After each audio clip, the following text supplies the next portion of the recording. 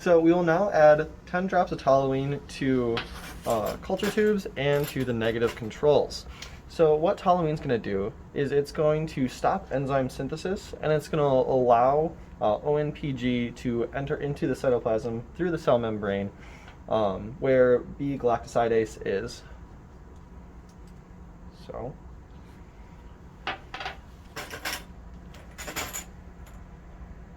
one,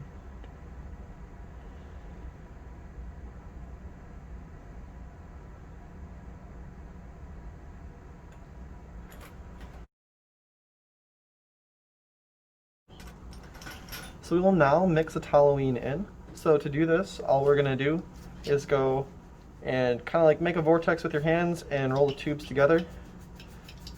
And then the toluene should be mixed in. And you're going to do the same thing with the negative controls.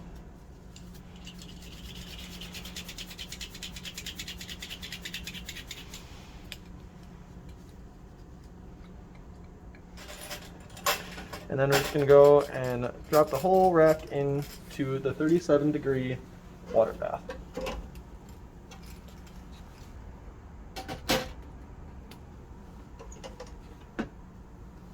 Okay, so it's been 15 minutes, so we removed our tubes from the water bath, and now we'll be adding 1 ml of 1% ONPG. What we're going to do after we add this mill is we're going to mix well, and then put it back in for another 15 minutes, or until we see a color change of one of the tubes turning yellow.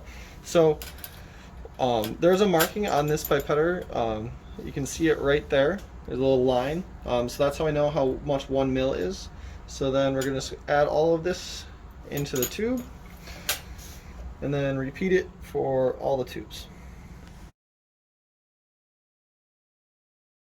Okay, so after 15 minutes in the water bath, we will now add 2% potassium carbonate, 2 milliliters to each tube. So what this is going to do, this is going to stop the action of the enzyme and will stop the pigment accumulation in the tubes. So as you can see, the tubes have all slightly changed colors, and then we have our negative controls here as well.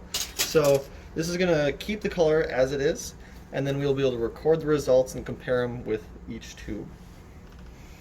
So we'll add 2 milliliters, and same as before, there's a marking on this pipette. So it's 1 milliliter, and then 2 milliliters. And we'll do this for each tube.